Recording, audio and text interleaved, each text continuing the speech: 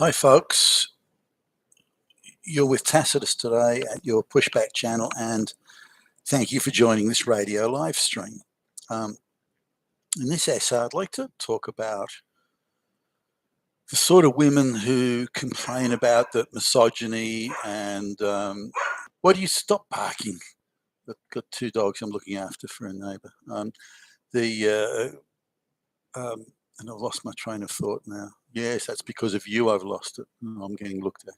So the sort of women who complain that the world is just this sort of endless miasma of misogyny and oppression and patriarchy and so on, and they're victims of this patriarchal misogyny and oppression and whatnot. Now, it's not surprising because they're taught a lot of this in high school, and if they don't get it in high school, then they're taught about it in university and indoctrinated, and people of limited ability and talent and tend to grab onto these things because they're excuses for failure that they believe is either current or will be failures down the track.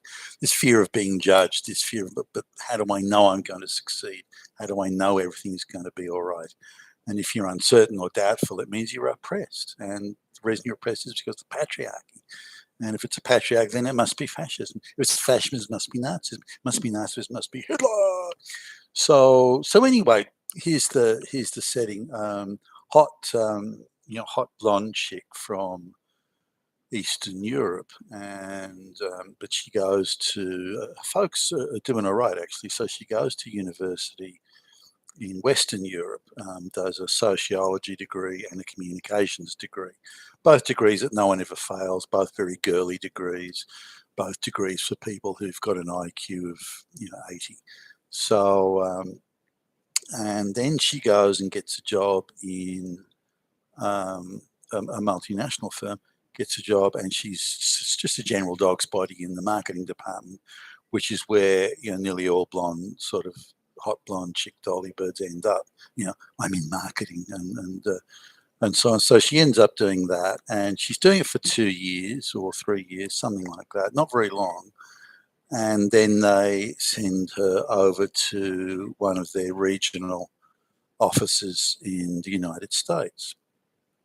And so she goes there, and they elevate her from general dog's body to she's now the marketing director of this regional office, which takes in like California and all that sort of stuff. So it's one of their bigger international offices, this international firm, and she gets given this job. Now she's explaining it to me like about a year ago, I suppose, maybe not quite that long ago, but she's explaining this to me.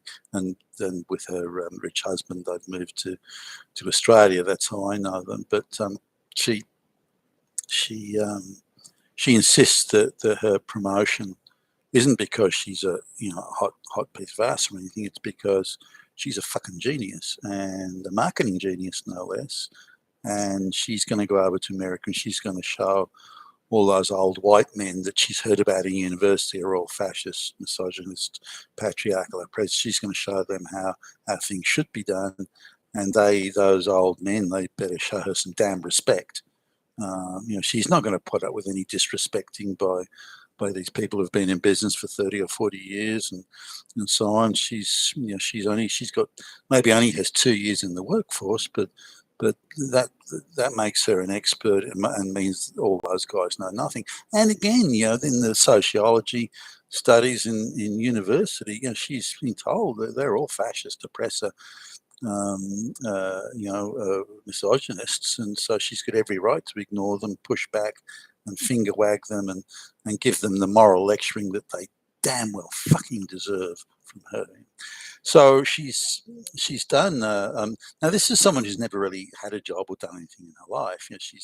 She's done 2 degrees, 3 years apiece, and she's had 2 years of sort of hanging around beaches and she's lived in Morocco in the beach areas for along the coast there for months on end, all courtesy of the parents and the odd jobs that she claims that she's doing. But so here's someone who's never had to work, never really had to worry about money. The parents have always looked after. She's got no college debt, for example. So,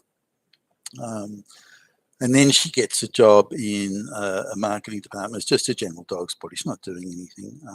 And then they elevate her to this role. And so now how you go from general dog's body with 2 years in the workforce to marketing director is, but they ask her, they have a lot of client meetings. These are prospective clients, a lot of client meetings, and the local executive guys, they remember she's a hot blonde chick and everything, East European, and they encourage her to wear sexy outfits, body hugging this, and short skirts, show a bit of leg, wear a tight top, and have a plunging neckline, and this sort of thing. Now, she takes, so she tells me now, she takes exception to this, and says, well, this was an outrage. They're treating her as a sex object, and how dare they? She is the epitome of liberated womanhood, and she has really come to provide moral guidance to these evil straight white misogynist males. That's her perception. Now, at this stage, she'd been 27, maybe 28 years old, and again, never had a job. So she's really nothing more than a professional uni student. But anyway, so she resisted, and she tells them she's not gonna do this, and she's not gonna show off her legs or something. She's not going to do any of that crap, and they better understand it, that she expects to be treated as a high-powered, hard-bitten professional, which must have been rather amusing to those men there. Not only the men that promoted her and gave her this job. So I'm trying to explain to her, look, why do you think you got the job? You've only had 2 years in the workforce. You don't really have any relevant experience or qualifications for this role. You've only really got high school English, so your English is very ordinary, and you're going to an English-speaking country in a job that typically would go to someone that spoke English very well and had relevant qualifications and experience in this area. You wouldn't find someone under the age of 35 would get this job. Here you are at 27 being given it with no English and hardly any English and no qualifications. Now, she was, no, that's not right. I got it because of my hard work. And exactly how much work did you do as a general dog's body in the office there? I mean, did you take responsibility for marketing program, or like what did you do that? And yes, she couldn't, and got a little bit irritated by my line of questioning. Her narrative was that she'd been oppressed by all these misogynists, which of course was utter nonsense.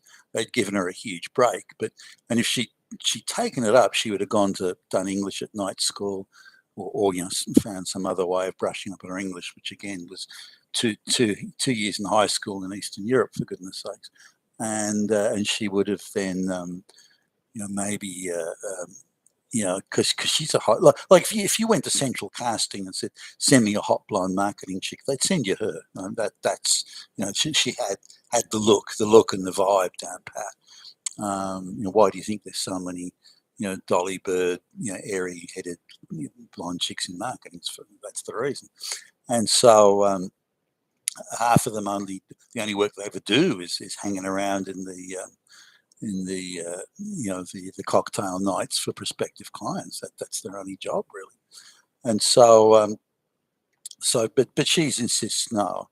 I don't think she was. I mean, she's not a moron, nor do I think she was went out of her way to be lazy or anything like that. But I think if she filled up the water cooler in the morning, she would see that as she'd put in a decent morning's work. I think it was a relative concept of what work is.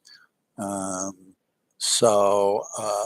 she has that classic girly thing of she doesn't want to be judged or tested or objectively tested. That she finds that very scary and doesn't like it, and is clearly has nerves in that regard. Anyway, she then meets a rich guy who would be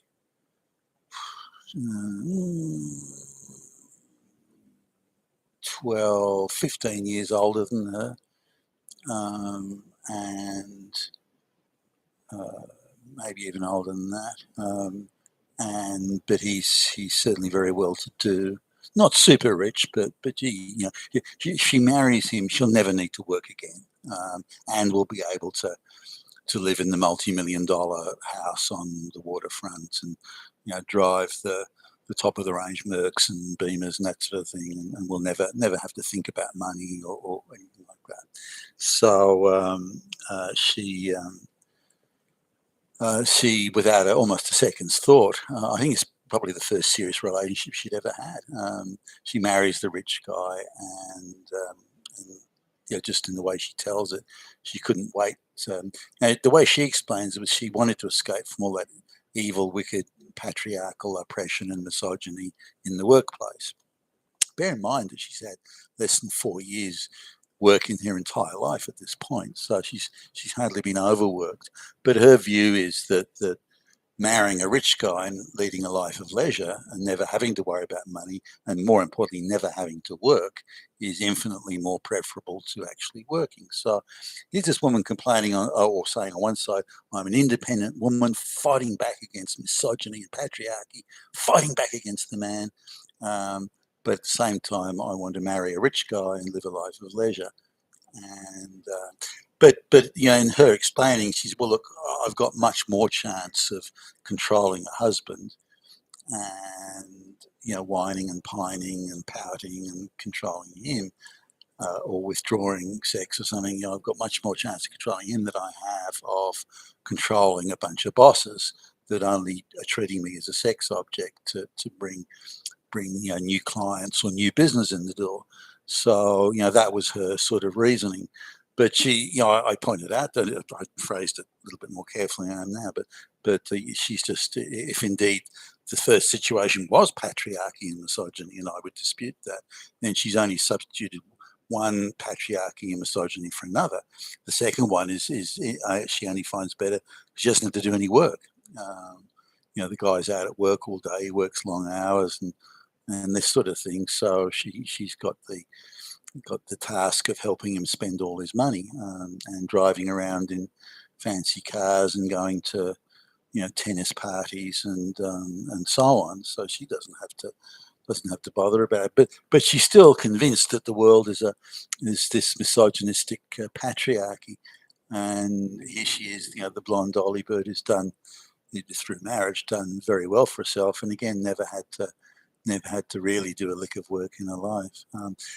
But that to me is just a representation of the on one hand the feminist view of the world, but wrapped within the enigma and the riddle of it all, this view of I just want I just want to marry a fucking rich guy and live the life of a society socialite maiden, which is what she did.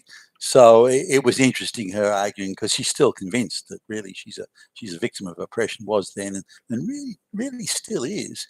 And what should have happened is that as soon as she came out of university with a sociology degree, she should have gone straight in as CEO of some big company on massive money, and that would have been then a fair and equitable world in her view. I mean, insane, yeah? You've been with Tacitus today at your Pushback channel, and thank you for listening.